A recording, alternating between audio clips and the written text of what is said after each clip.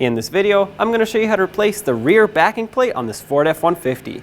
Just so you know, Ford used two different differential setups, or brake setups on the differential on this generation truck, so you want to make sure you have the right part for your truck because they could be different. This is the 2009 to 2011 part of the generation. The other half is 12 to 14, which, like I said, could take a different part. Let's get started. Use your 21mm socket, remove all 6 of your lug nuts, and then remove the wheel.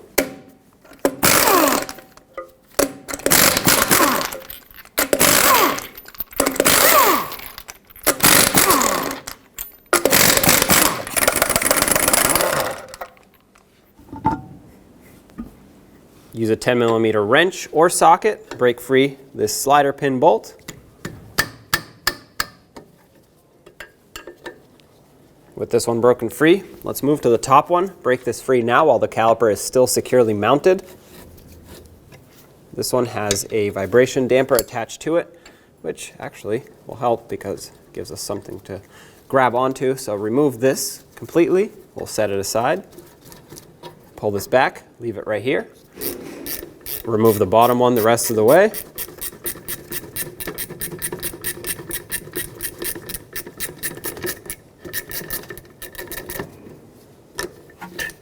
You can take this one out completely because it has enough space. With the help of a pry bar, let's pry this caliper piston in a little bit, just like this.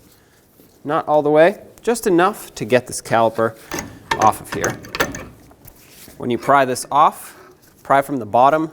This pad is stuck, so it's going to have to unseize. Basically, both pads need to swing up and out in order for this caliper to come out of here. There we go, just like that. Now you can swing it, unhook it from the top, and there we go. You can flip it over. We'll pull this bolt slider pin out and then set this up on the leaf spring. Basically, what you're aiming for is to not put any pressure on this brake hose, so don't just let it dangle. Now let's take off the rotor. Usually you can just wiggle it back and forth. If it does not let you pull it off, either it's seized onto the hub surface of the axle or the parking brake shoes are grabbing it and don't let you pull it off. If you think it's seized onto the hub, you can use these 2 bolt holes and stick 2 bolts through, pull this away. If you think it's the parking brake shoes, I will show you in a second where you can contract them, de-adjust them so you can have them release the brake rotor. For me, it comes right off as it should. If you look on the bottom here, now with the rotor off, this right here is the adjuster. You're going to use a screwdriver or a little pry bar. Come in from the back side, there's going to be a hole, and you can adjust the e-brake shoes inward to release the rotor, which is exactly what I was talking about. So if you think these are grabbing on too tight, you can release them before you pull off the rotor so you can pull off the rotor. With a screwdriver, I'm going to turn this in, well, from my direction upwards. If you're going from the back side, it would be down, but basically what I'm trying to do is remove pressure off of these shoes. As I remove pressure, it'll make it easier for me to remove these springs. I'm just going to go all the way or until this adjuster is no longer applying pressure to both ends. You can use a screwdriver or a little pry bar to do this, whatever works best for you. Also, I have this is coated in oil for me. There's an axle seal leak, which of course we are addressing, but this is making it so that, for me, this turns very easily. Often, if these are not serviced properly, they get rusty. So what you can do in that case is spray it with some rust penetrant, work it back and forth, and hopefully you can free it up. To remove this spring, I'm going to pry it away from the shoes just a little bit, and there are multiple ways of doing this. I like to use some locking pliers. These seem to be a little too large, so I'm going to use my smaller ones. Needle nose locking pliers work great for this because you can clip them on nice and tight and then pull on the spring, pry it right off of here. When you remove it, make sure that you note which direction it goes in. This one is symmetrical on both ends, so it doesn't matter which way you put it back. Now you can pull out on the 2 shoes, remove the adjuster. We'll obviously clean this up thoroughly, set it aside. Now for the top spring, same theory. I'm going to pry it away, clip it with my needle nose locking pliers, and hopefully it works out. Sometimes they're a little stiff. There we go. Pull it out and away. Now you can unclip it from the other side, or unhook it, I should say.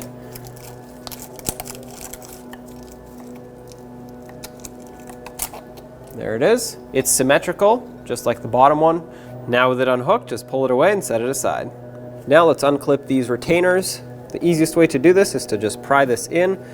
Try to have the retainer stay.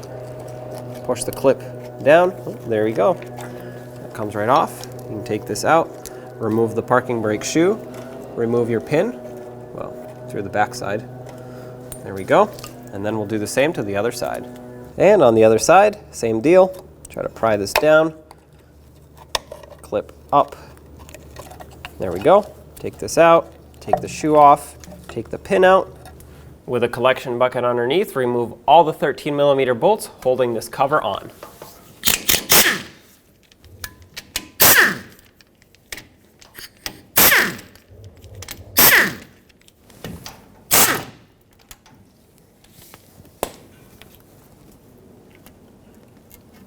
Pull it away. You may or may not need a pry bar or a screwdriver to tap in here and pry it out.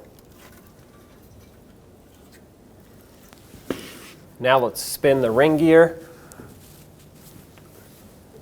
It helps to have you have to have the truck in neutral for this, so make sure you chalk off your rear wheels. You want to spin it until you can see this bolt right here. This right here is a 3/8 bolt. If you only have a 10mm, be very careful because it could strip it out. Break it free and remove it all the way. They do have thread locker on them, these threads, so they are pretty tight. Once you loosen it up, you should be able to pull it out by hand. There we go. Take it out all the way. Spin the ring gear back up a little bit, and that is so we can pull this pin out. You want to be able to reach it from the back side. Push it up. Okay, with that bolt out, I like to use a magnet and get this pin out. Sometimes they're a little stuck in here. There we go, just push it from the back side. Sometimes it helps if you spin the gears a little. Be careful though, because this pin actually holds these two top and bottom spider gears in. You don't want to keep moving this with no pin in here because they can pop out. I'm going to use this bolt to help pry this out the rest of the way. It's not usually this stuck, but it looks like there's a lot of goo buildup here. This is a limited slip differential, so this also could be wear and tear from those clutches. But the pin itself is in good condition. If I wipe it off, I know I have a couple wear marks here, but you can't actually catch your nail on them. So this is just discolored from the axle shafts hitting it. It's very important that you inspect this so that you know whether you need a new one or whether you can reuse it. This is totally reusable. Like I said, there's no damage here. There's no physical damage. It's just discolored. So I'm going to clean this up and we can continue. Now take your axle shaft from the hub side, push it in. As you can see, this exposes the C-clip. It's a little tough sometimes to get that magnet in there. It wants to stick to everything. But you can pull this out. There it is. Inspect this as well. It's in good condition. There's no physical damage here. This is just discoloring. So that's perfect. We can reuse this. If this is not in good condition, replace it. I'll wipe it off so you can see. There we go. Replace it because this is all that holds your axle shaft in. If this fails or falls off, axle's going straight out.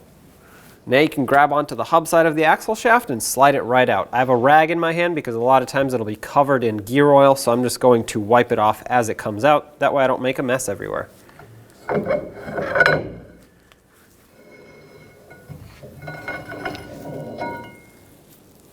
From the back side, let's remove the ABS wire from the backing plate. And to do that, you use a 10mm socket or wrench. I'm going to try and break this free with a socket.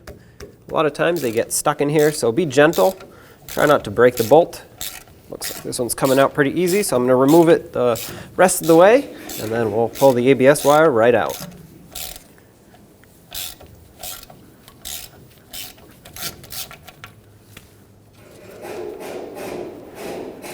I'm going to spray this with some rust penetrant. It is kind of stuck in here right now. I'm going to grab some pliers and very gently wiggle this back and forth. I'm going to try and put a screwdriver right here, tap it slowly. Hopefully that'll create enough vibrations to break this free. Oh, okay, so it's lifting away, but don't be tempted to keep going because it will break at this point if you do. What we're aiming for is to have some separation here. From the other side of it, I'm going to gently tap it out. There we go. No damage was done to the sensor, so we're going to set it aside. Now before we unbolt these 4 18mm bolts that clamps everything together, there are 2 rivets, one on each side here, that we have to drill out. That way we can release the backing shield from the backing plate.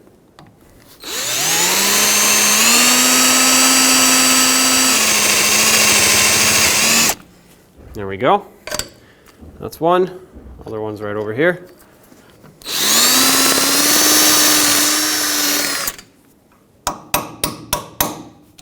That's all right. If that one doesn't want to come out, I can finish punching this one out once the backing shield is off. At least this one's out. The problem with that is I'm not going to rivet them back on because it does bolt on. This is just here from the factory, but you want the shield to mount nice and flush, and if the rivet on the back side is in the way, it won't. So that's why I'm punching these out. Regardless, I'm going to finish this one off once this is off. Now let's take off these 4 18mm bolts. The nuts on the back side have a little tab, so you don't have to worry about holding those.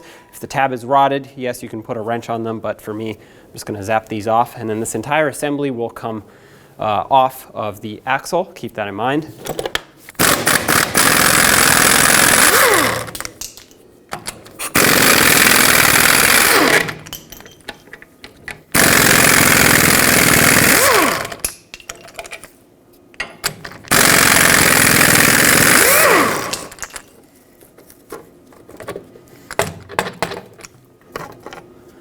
There's the last one, and looks like the 2 did separate. Sometimes this will come off of the axle tube, but that's great in our case because we don't have to clean behind it. It's still securely mounted. This is your old backing shield, and there you have it. We will clean up right here so that the new one can mount flush, and it looks like this rivet is actually flush with the backing plate, so no big deal there. I'm just going to leave it as is. Let's clean up and get the new backing shield on. I plugged up the axle tube hole so that no debris gets in there. I'm going to take a wire brush and clean up this entire surface.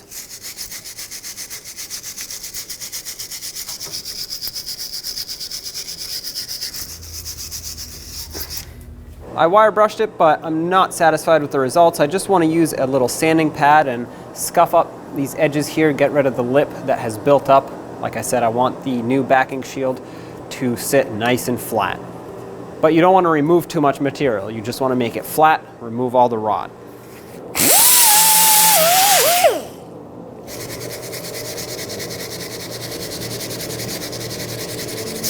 Okay, that looks good to me. Let's clean it up with some brake parts cleaner.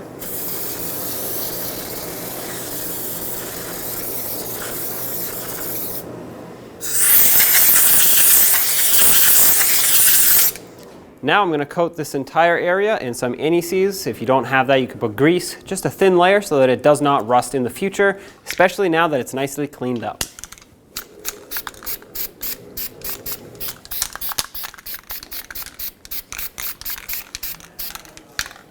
With anti-seize on the backing plate as well as on the back side of the backing shield, let's install the backing shield. Try to get it to slide over. There we go. And I have 2 bolts and 2 mounting nuts ready, so I can thread these through just so I can hold it in place while I start the other ones in. Okay, that one's in. So these mounting nuts on the back side, this is what they look like. They have these tabs, so when you put them on, you're going to have to spin the bolt to catch the nut because this won't spin all the way. It'll do about a half a turn and then it's going to hit, which it's normal. That's what these are here for, so you don't have to hold them on the back side. Just something to keep in mind. So I'm basically just placing the nut there, spinning the bolt into it. All right, this one's on. I'll let the air impact do the rest. Start this one. I'll start all 4 before I tighten any of them up. That way I make sure this is nicely seated. And like I mentioned, I'm not going to be riveting these in because in this case it's pointless. That is only for the factory there. It's riveting the backing plate to the backing shield. So I'm just going to bolt it on. And of course we'll torque these to spec. Now when I tighten this, I'm going to go in a cross pattern. When I torque it, I'm also going to go in a cross pattern, and that is so that I can seat everything perfectly. In some cases, the entire backing plate comes off of the axle tube. I think mine is rusty enough to not do that, but if it does do that, it's even more important that you torque it in a cross pattern so that it can sit flat, not at an angle.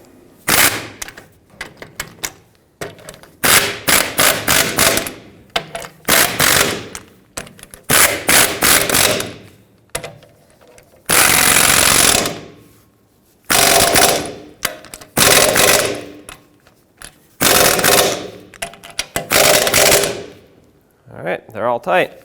Let's reinstall the ABS sensor. I like to put silicone paste, or I mean really any grease that you have on it, so that next time it has to be removed for whatever reason, it can slide right out and it will not get stuck in there. Now don't put it on the tip of it here. I'm putting it on the base right where it slides through the backing shield and backing plate, just like this. And at this point, you should be able to slide it through somewhat easily. However, sometimes it does require some slight persuasion. When you do this, you want to be very careful because you don't want to damage this.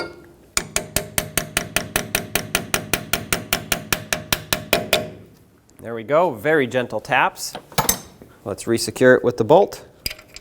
I cleaned up the threads, that way it slides in smoothly. I'm just going to tighten this up.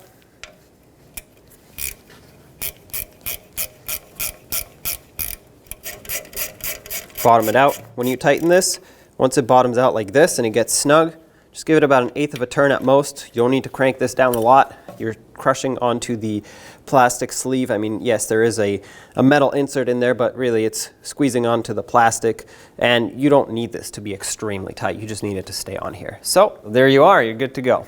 Now let's take the axle shaft, slide it in. Be careful of your seal, so go slow. Try to support the weight of it.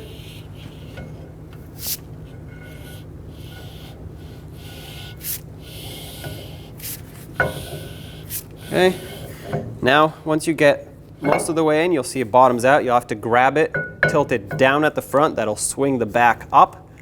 Try to find basically the hole that it's supposed to slide in.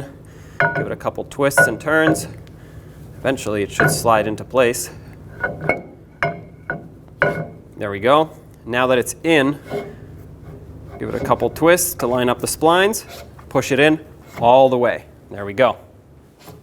With the axle pushed in all the way. In this particular case, you'll see that you may or may not have one of these little rings here, and it's squished on one side and then symmetrically squished on the other side. This is where the C-clip actually goes on in this groove here, but in my case, I have this, which is kind of like a little ring, I guess, that makes the C-clip stay in place a little tighter. So I have to line that up, push the C-clip in, and as you can see right now it doesn't want to fall off. Most times it does want to fall off, so that little ring helps. Now that the C-clip is in, pull out on the axle. That's going to make sure that it goes in here and basically lock it in place. So now we can put that center pin through. Now let's put the pin in. Make sure that you put it in with the hole facing the top right here where this locks in. I cleaned it up. I also cleaned up in here a little bit with a rag. And I'm going to put a little bit of oil on this. I'm just going to use the gear oil that is recommended in this differential. Just a thin coating. This way it'll slide in a little bit easier, hopefully. A lot easier than it came out, for sure. So now I'm going to slide this through. Now, if your spider gears don't line up, it's probably because the axle shaft spun them. And when you spin this one, it actually pushes the top and bottom either in or out. So if it's not perfectly lined up, try to spin the axle. There we go. See how that lines up. Oh, there we go. All right, so that went all the way in. Now I have this locking pin bolt with some blue thread locker on it. I cleaned up the threads. I'm going to slide it through, and if this doesn't line up in there, spin one of the axles, and that should turn the pin just a little bit, or at least allow it so that you can, or at least release it so that you can turn it by hand. Start this in, bottom it out, take your socket. This was the 3/8 socket. There we go. Make it nice and snug. Now I'm going to take a razor blade. There was a lot of RTV here, so I'm going to scrape this off, and then you can either use new RTV or use a gasket. The reason I recommend a razor blade is because anything that is very abrasive, it could damage the surface to where it's not flat anymore, and in that case you'll have some serious issues sealing this back up. So try to keep it flat. Also, if you have a lot of debris here, in my case it's just some RTV that I can fling away, I suggest covering the gear set here so that you don't accidentally get a bunch of debris in here, but usually I do that when there's a lot of rust involved. In this case, I can easily fling all the scrapings just away. So good to go. Just go around, get all the old RTV off, and then of course we will degrease it. You want it clean and degreased so that the new gasket can do its job. I'm going to use some brake parts cleaner on a rag. I'll soak this down, and then we'll go around the whole surface, degrease it, make sure it's nice and clean, ready to accept the new gasket.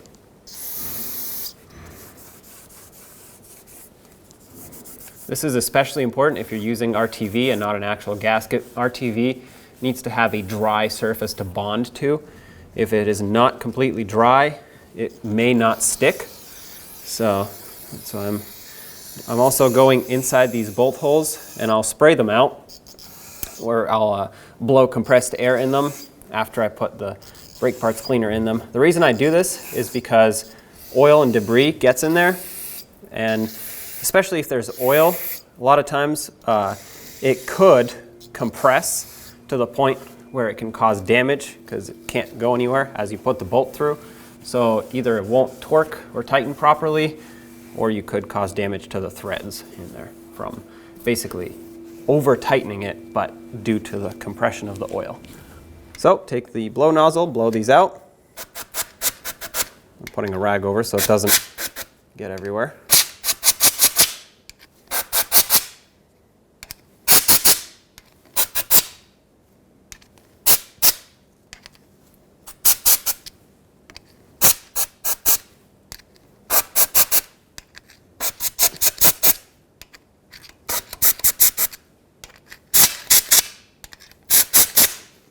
Okay, this looks perfect to me. Let's get the gasket and the cover. I have a gasket. Once again, if you want to use RTV, go right for it. But for the gasket, it only goes on one way, which is this way.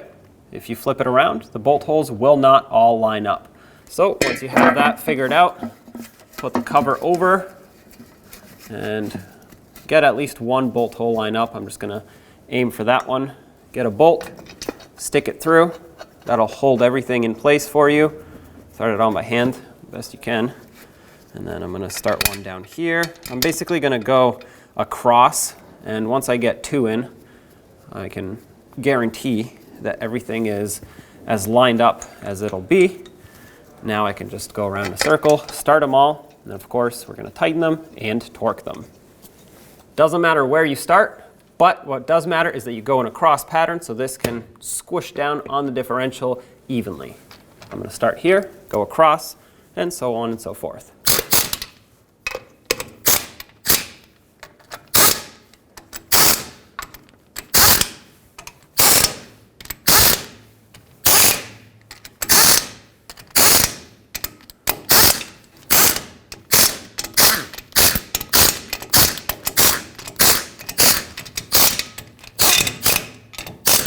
They're all tightened, let's torque them. 33 foot-pounds is the torque for these. Now that it's snug, I'm just gonna go around in a circle.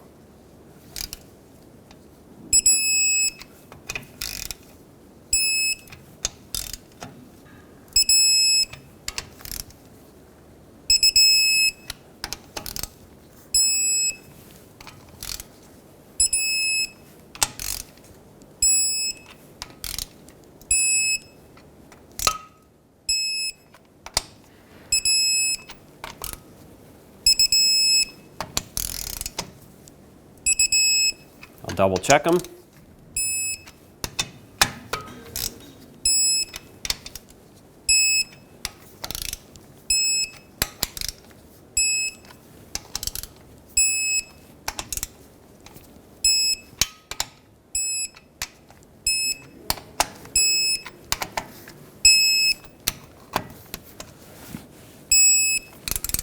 Okay, that's all set. Now let's fill the differential. Right here on the driver's side front of the differential, you'll have a 3/8 drive plug. Put a ratchet in there, break this free, remove it the rest of the way. When you pull these out, it's also a good idea to inspect them. Oftentimes they are magnetic. As you can see, there's some buildup on here. This is normal, so if you see it, don't be alarmed. This is normal wear. The bad thing to see is chunks, but this is normal. Regardless, let's fill it. This takes almost 3 quarts of 75 W140, and if you have a limited slip differential, which in our case this is, you want to make sure you put either fluid that already has limited slip additive in it, or friction modifier, or you use your separate friction modifier after you've put in your 3 quarts of gear oil. All right, let's add our gear oil. You'll know that it's full when it starts coming out through the fill plug. Not like this. This is just what's dripping on the side of the bottle, but basically if it starts dripping out continuously after you've added almost 3 quarts, that's how you know it's full. Oh, there we go. That's coming out. So I'm going to plug it up.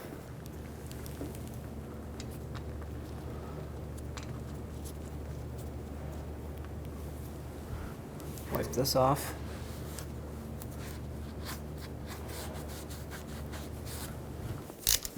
Let's snug this up.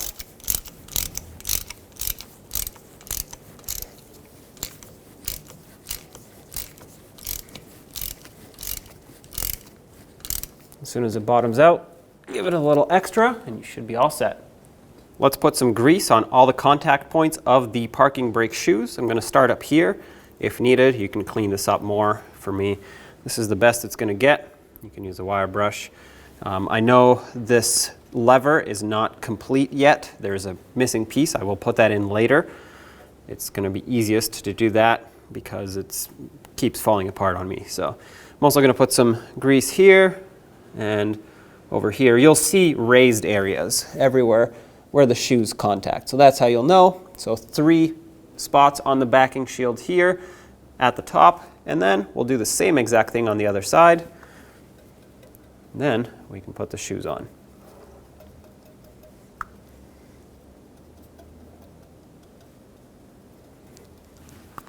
I'm going to put the pin through the back side, just like this. I'm actually going to take a large C-clamp and just clamp this shoe on. So, okay. Doesn't have to be perfect, but it's holding it, and that's what matters. Now, while holding the pin from the back side, slide this locking clip over. I like to take a pry bar and line it up, press it through. If you can spin the pin from the back side, go ahead. If not, you can grab it with some needle nose pliers, very gently twist it as you push this in, but a lot of times that gets complicated because not only could you rip the head off of this pin, but it could also just spin the whole thing over and over and over without actually turning just the pin and locking it in. So try your best to put pressure just on the side of this without slipping, of course, and then from the back side, slowly turn the pin until it locks in. And do the same to the other side shoe. The only difference on this side is because it doesn't have a deeper hole for the pin, you can most likely just hold it on like this as you're trying to get it on, so no need for a C-clamp.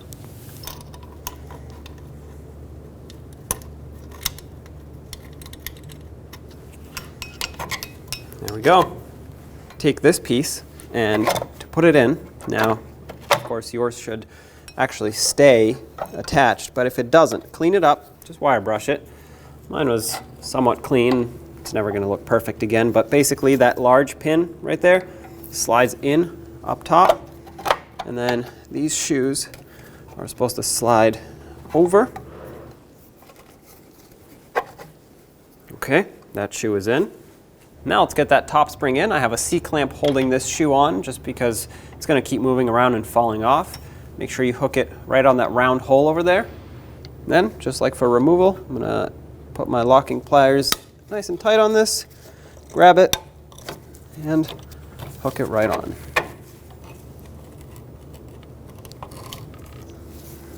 Okay, release it. It's not completely in, so be careful. Put your pry bar up against it and tap it in. There we go. Make sure it's seated, which it is. Now let's take care of the adjuster before we put it in. Of course, I have a new one, even though my old one was in good condition, but I got a new hardware kit, comes with the adjuster, so that's great. You do have to lubricate it, so pull this end off, and I'm going to add some of the provided grease, which happens to be white lithium grease, but you could just use brake grease if that's what you have. And if your old one is seized and in poor condition, replace it or unseize it and lubricate it enough to where it'll function properly. I'm going to put a bunch of this grease on the threads, and then I'm going to use the adjuster part of it, the threaded gear here, to work that grease into the threads. It's important that it gets kind of all over the threads so that it does not seize in the future. I'm going to bring it all the way down, then add some grease up top here where there isn't any, and then bring it back up. And that should be all set. There we go. You don't need a whole lot of this. You just need to coat it and then let the threaded part do its job and kind of work the grease in there. I'm going to put the extra grease on the bottom here so that it can have a little reserve, kind of. Slide it through, and then take the adjuster, we'll slide it in here. It doesn't really matter which direction you put it in. If you want to put it in the same exact direction as before, for me I actually think it was this way, so I'm going to do that. But they're not self-adjustable like rear drum brakes, so it doesn't really matter. Anyway, now that this is in, let's put the spring in so that this holds it together. To put the spring on, I grab it with locking pliers, hook it on one end, bring it over, hook it on the other end. This is a very weak spring. And there you have it. That's installed. Now it is time to adjust these parking brake shoes, but not until the rotor goes on, so that we know how far to get them. And you don't have to get them perfect with the rotor on, because right behind here there's that hole, which, by the way, my kit for the hardware came with a new cover. It's very important that you put that back so water doesn't make its way in. I'm going to put this plug in from the back side. If needed, I can take it back out to adjust the parking brake later. For now, I can do it through here as I'm putting the rotor on. Before I coat the hub in anti-seize, I'm going to put the rotor on just so I can make sure the parking brake shoes are properly adjusted.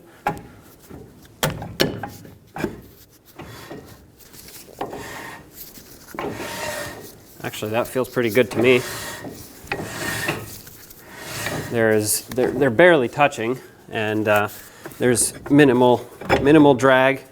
They're close, so I'm actually just going to leave them as is. If you had to adjust them, you would just go down underneath at the adjuster and either bring them out or in. For me, these are brand new shoes, so at the maximum in point, they are perfectly adjusted. It just so happens, so that's great. If you have to clean up this hub, use a wire brush, scrape it. Mine is not too bad of condition. I'm just going to scrape off some of the old grease or anti-seize, whatever this is, but it's hardened at this point. Just going to do this, and a little bit of brake parts cleaner at the end. Then we can recoat it so that it doesn't rust in the future and the rotor doesn't seize on. That's the main reason for this. If you have to sand it down, be very careful. If yours is rotted and you have to sand it down, be very careful when you do that, because you don't want to remove so much material that you damage the surface. You still want the rotor to sit flush. Rinse it off.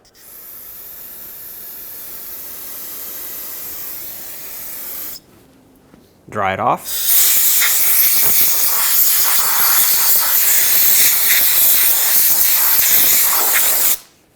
And now let's put a thin coating of anti-seize. I'm using the spray kind, so I'm going to make sure I don't spray it all over the parking brake shoes. If you're using the brush kind, that's actually better in this case because it's a more controlled application.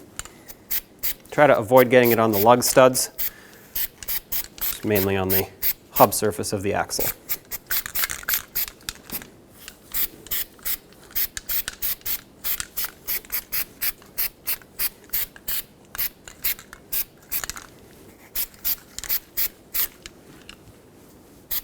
Now let's put the rotor on. I like to start by putting it on backwards just so the axle can hold it for me while I clean it. It's important to degrease this surface. I'm going to use brake parts cleaner on the inside too, where the brake shoes ride, and wipe it down. Now this one particularly does not have an oil coating, has a different special coating to prevent rust. However, there are rotors that have cosmoline oil from the factory to prevent them from rusting while they're on the shelf. Those you absolutely have to clean off, otherwise you get oil all over your brake pads.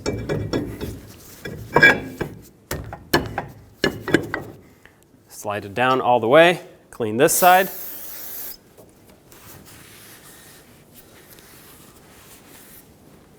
Before you install the caliper, put the top bolt in because there won't be enough clearance with the leaf spring. Now, as you slide the caliper on, notice how the outer pad has two hooks at the top here, the inner does not, so that doesn't really matter. But at the bottom, the outer one has a spring that has to seat it down all the way, just like that. If it doesn't go on, make sure you're not crushing the boots and the slider pins here. Start these two bolts in. That one's snug. Get this one started. I cannot torque this top one just because of, well, this, so I'm going to take a wrench to it, make sure it's tight. I will come back and torque this one though. 22 foot-pounds is the torque for both of these. There's one. On this damper on the backside, if you pop the cap open, you can see that you can fit a T30 socket. However, the clearance between this and the leaf spring is preventing me from putting a torque wrench on here. So even with this, I still can't torque it. So what I'm going to do is close this up. The torque for these is not high enough to where I can't properly tighten it up with a wrench. So I'm just going to give it the best I can with the wrench, and there you have it. That's tight. If you doubt it, you can always put thread locker on the end of these bolts, but it's not absolutely necessary. Let's get the wheel on. Put on all 6 of your lug nuts, bottom them out, and torque them to 150 foot-pounds and a cross pattern.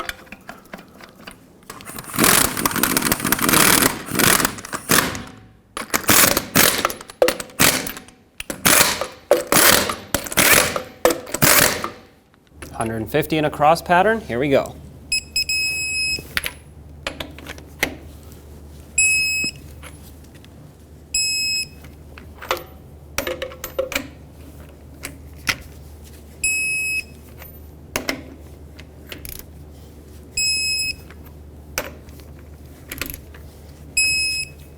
Double check them if you want. If not, take it for a road test. When only the best will do, demand TRQ. The only company that lets you view before you do. TRQ is committed to offering the highest quality aftermarket auto parts that are engineered for peace of mind. Thanks for using and viewing with TRQ.